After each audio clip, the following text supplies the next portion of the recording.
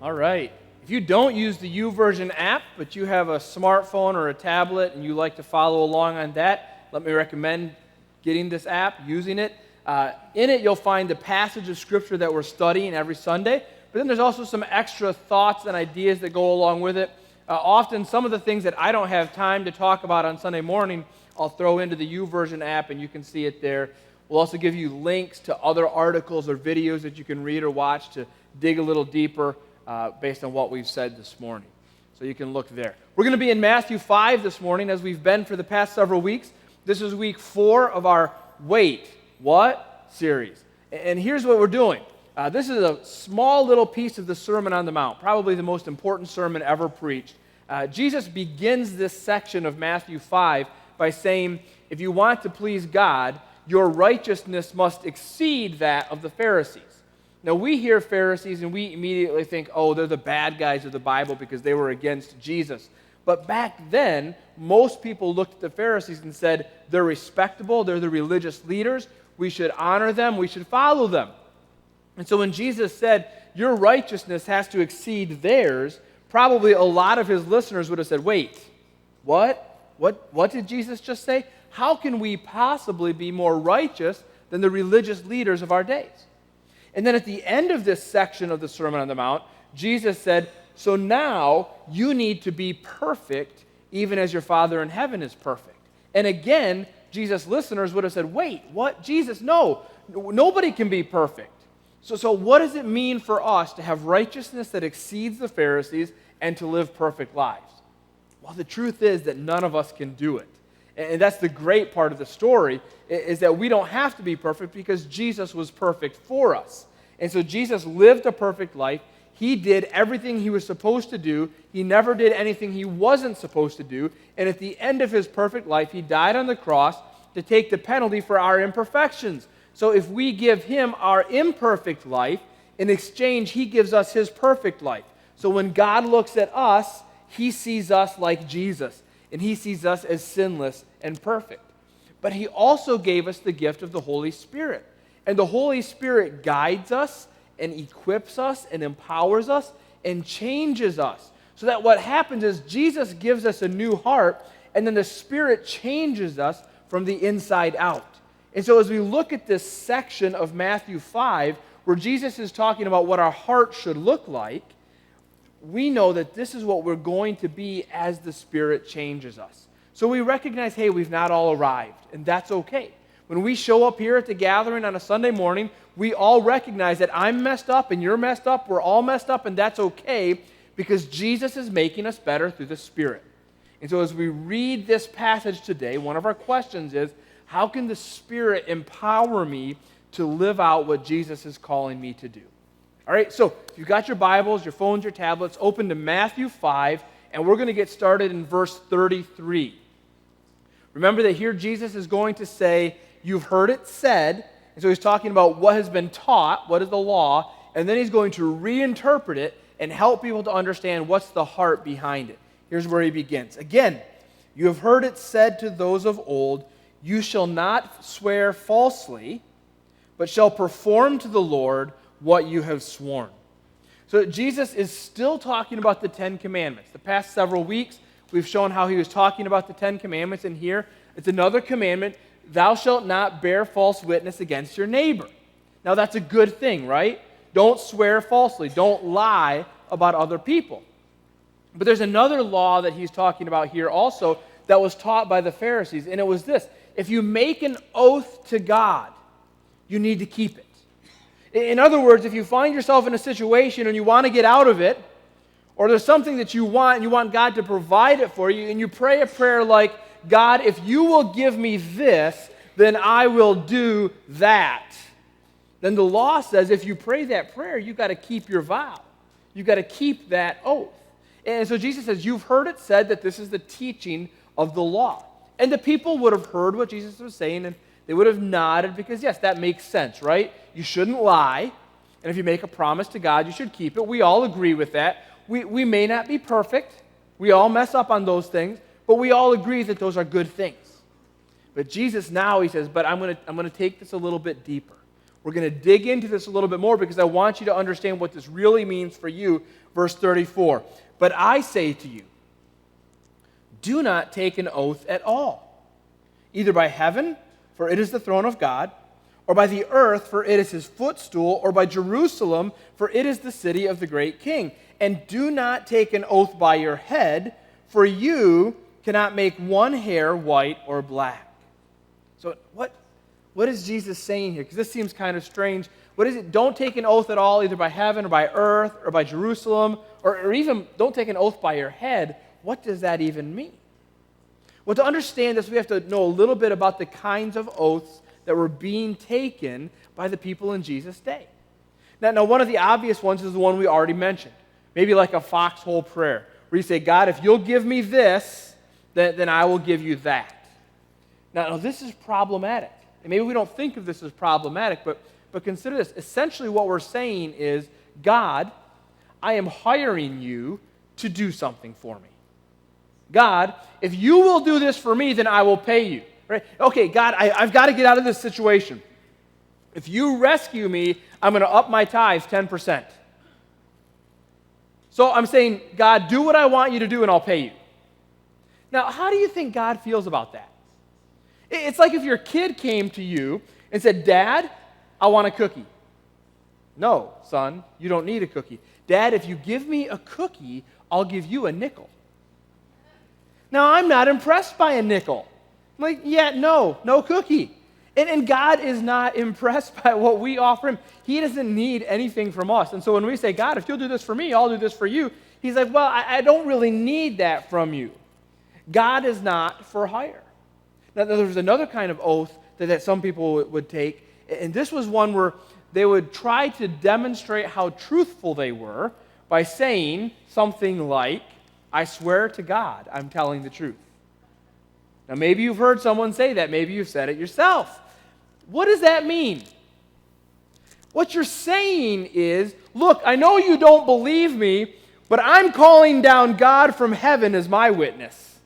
And God is going to vouch for my trustworthiness. Now, that's powerful, right?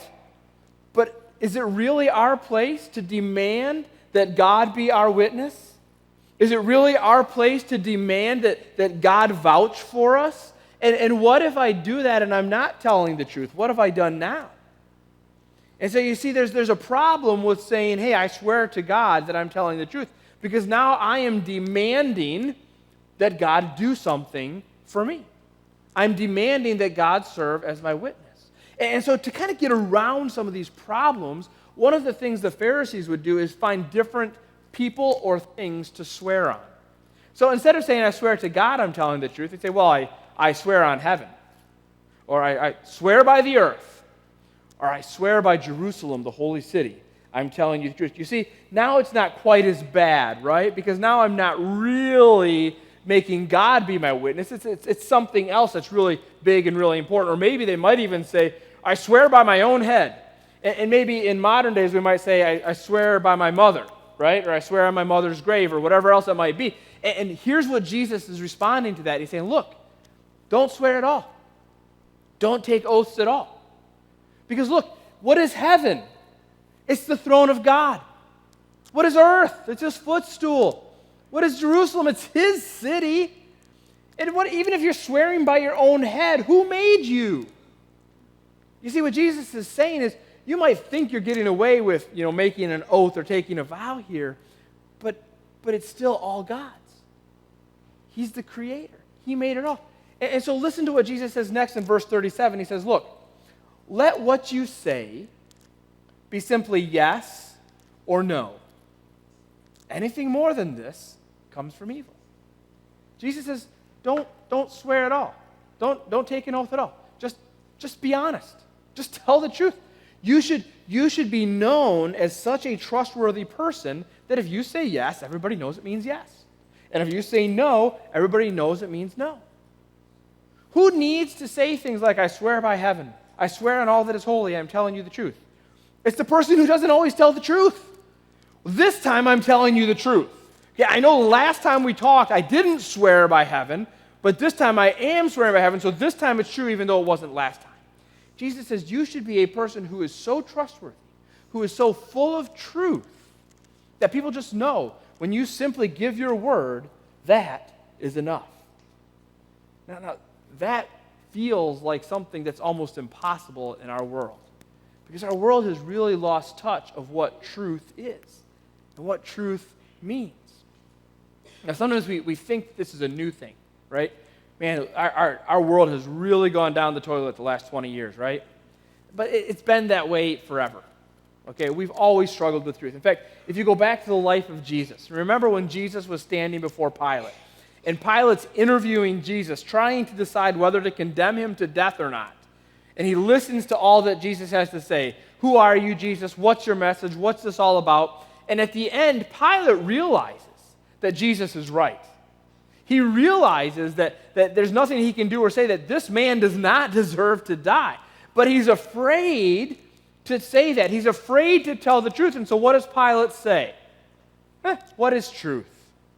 Essentially, yeah, I hear what you're saying and I know you're right, but what is truth, really? I mean, we can all have our own truth, right? So I want to take a couple of minutes this morning and kind of move off to the side and talk a little bit about truth. Because we live in a world that's lost their sense of truth. And I want to ask some questions about truth. These are some of the world's perspectives on truth. Is truth relative? Is truth pragmatic? Or is truth something that's based on popularity? You see, even though most people in our world today would say, I'm not sure absolute truth even exists, the reality is we all have a truth. Every single one of us has something that is our core truth. It's our ultimate truth. It's what we find meaning in. And then we build our life on whatever we think is the ultimate truth. Now, for some people, that ultimate truth is relative. It's always changing. So you've all had a conversation with someone, and you've heard someone say, well, that's your truth. Or, well, this is my truth. Or, well, your truth and his truth don't have to be the same. Everybody can have their own truth, right? That's relativity. And essentially what you're saying is, my platform for truth is feelings. If I feel like this is true today, then it is true. And if I feel like it's not true tomorrow, then it will not be true. Now, we all understand that feelings are fickle, right? I feel one way today, I feel one way tomorrow. And if my truth is based on how I feel, I'm going to be in great trouble. And we all know that when we really get down to the brass tacks, that we don't live in a world of relative truth. No matter how hard we try, 2 + 2 is always going to equal 4. And if I jump off the tallest building in Dayton today, I will go splat. Because gravity is not just your truth, it is my truth also. It is all of our truth. It is an absolute truth. It is part of that platform of truth on which we must build our lives. So we can't simply think that truth can be whatever I feel. I feel like this today, so this is my truth. That doesn't work. Some people build their lives on the platform of pragmatic truth. Whatever works for me is true. We see this a lot in politics, right? Politicians will tell us exactly what they think we want to hear. Why? Because that's what works. That's what gets them elected. This happens in the business world all the time. I'm going to fudge the numbers here. I'm going to fudge them there because that's what's going to work. I can't get this bid unless I tweak it just a little bit. And it won't be 100% true, but it will be close, and that will be good enough because it will work. Our kids do this all the time when they're little, right?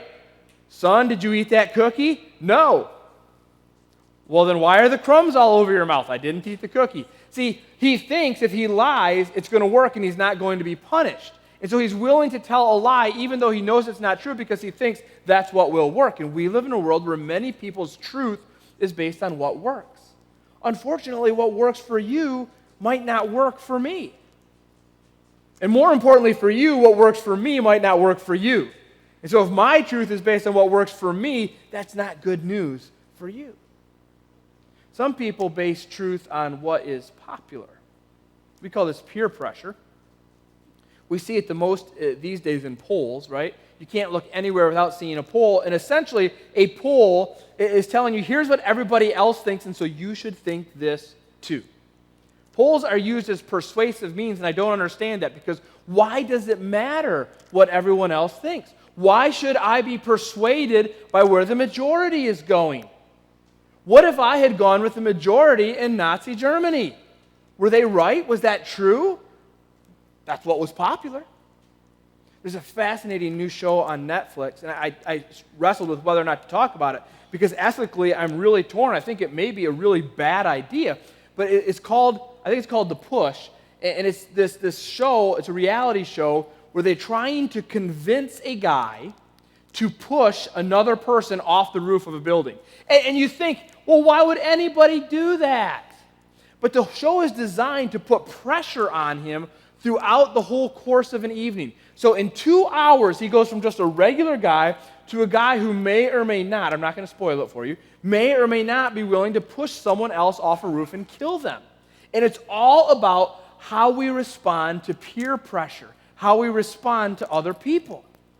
It's a powerful experiment that says, hey, some people, most people, all of us at some point allow our truth to be determined by what's popular. Because we want to go with the crowd. We don't want to be unpopular. But that doesn't always work, does it?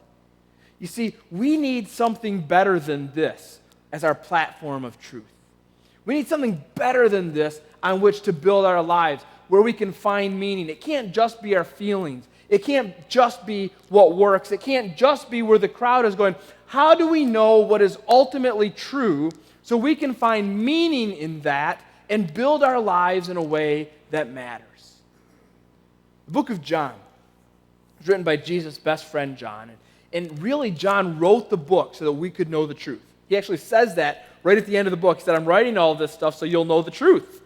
Because he wants us to know the truth. And so I want to take just a minute, and we're going to look at 3 verses in the book of John that kind of can help us shape our understanding of where we find ultimate truth, where we find that platform on which we can build our lives. Let me start in John chapter 8, verse 31. It says this, So Jesus said to the Jews who had believed him, If you abide in my word, you are truly my disciples, and you will know the truth, and the truth will set you free. Now, we've heard that expression before, haven't we? You'll know the truth, and the truth will set you free. A lot of times people quote that part of it, but they don't quote the first part of it, which is where Jesus says, if you're my disciples, if you're in my word, then you'll know the truth. But here, Jesus is making us a promise. What he's saying is this: the truth is knowable. The ultimate truth on which we can build our lives, it is knowable. And you can know it through me. Let me show you another verse in John. John chapter 1, verses 1 through 3 say, In the beginning was the Word, and the Word was with God, and the Word was God.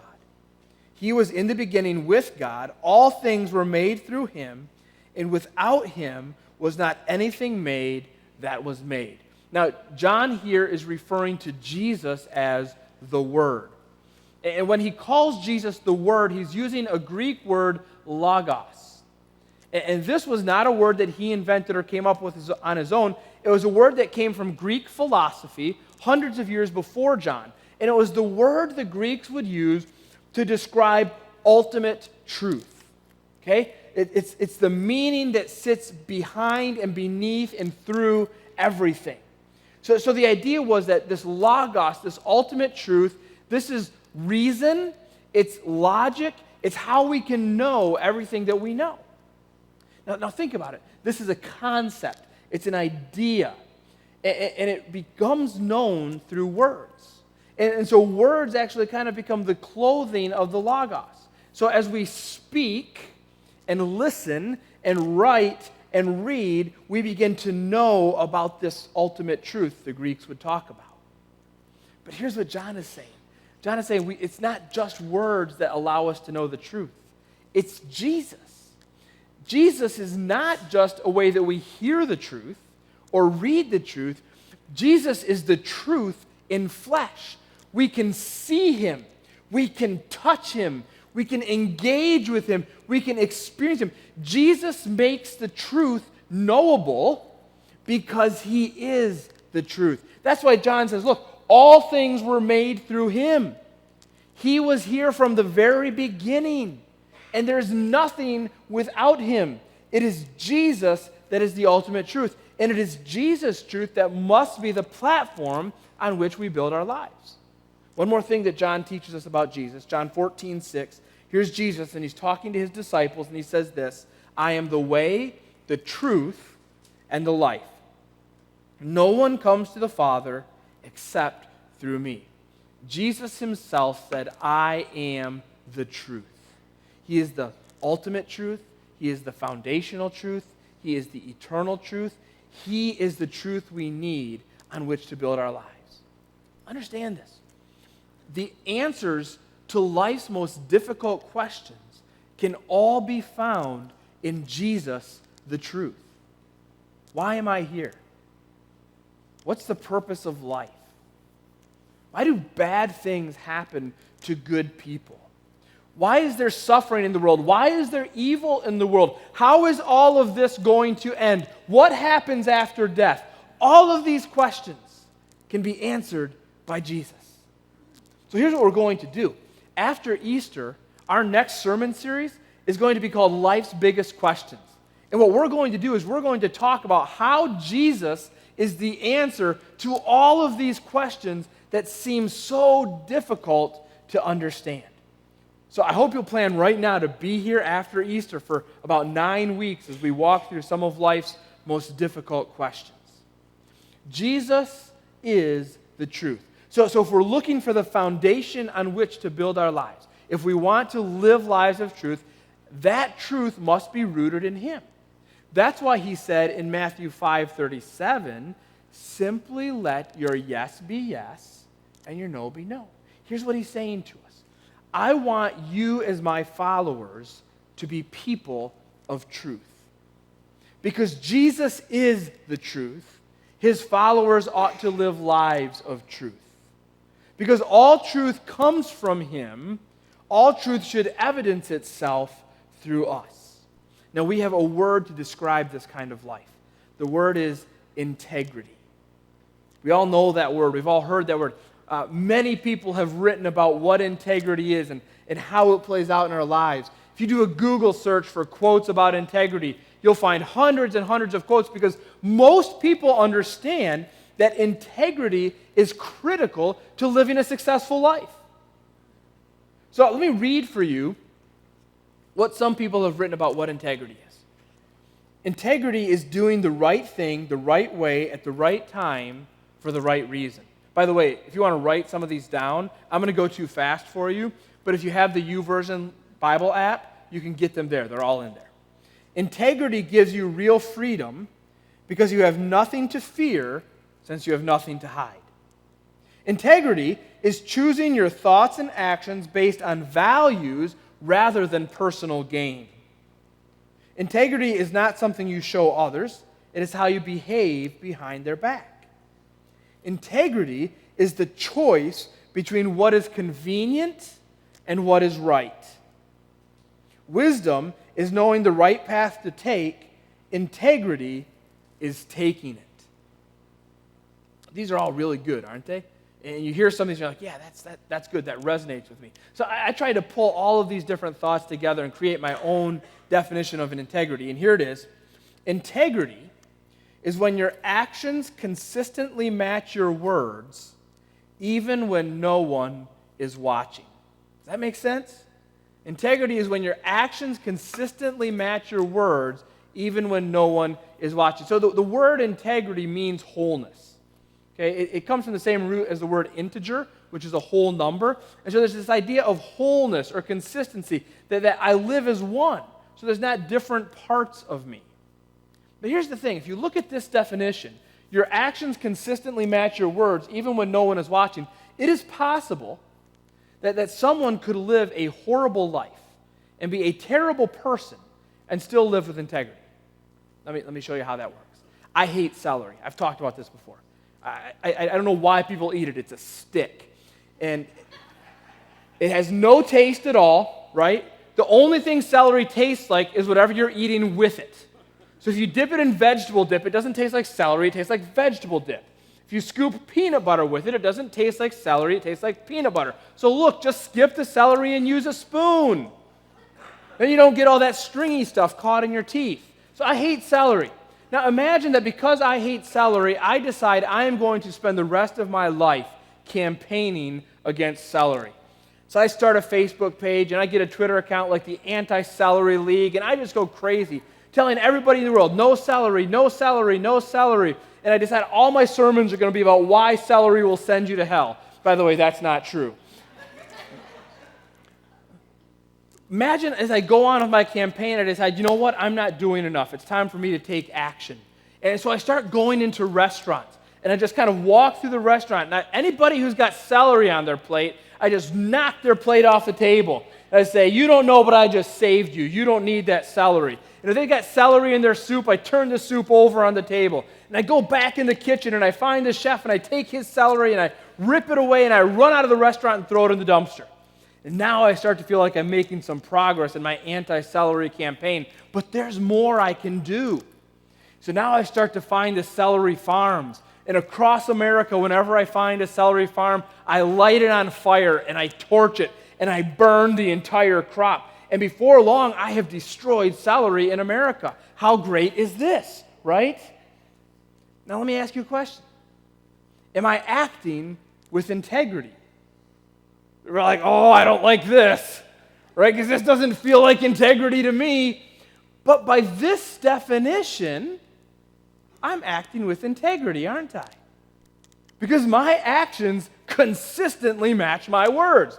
I hate celery, so I destroy celery, and I destroy your celery. So there has to be something else to integrity, doesn't there? Because none of us are comfortable with this. None of us are comfortable with the idea that a horrible person could do terrible things, and as long as they're being consistent, we consider them to have integrity. Here's why this is. We have to have our truth based on something that matters. If the foundation of my truth is my feelings, this works.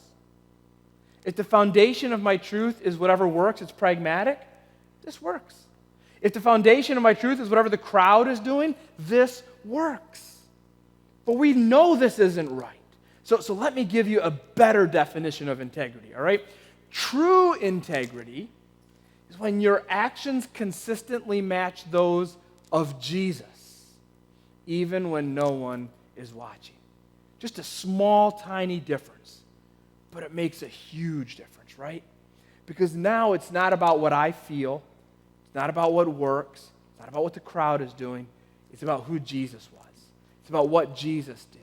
It's about what Jesus said. And my integrity is based in the truth of Jesus.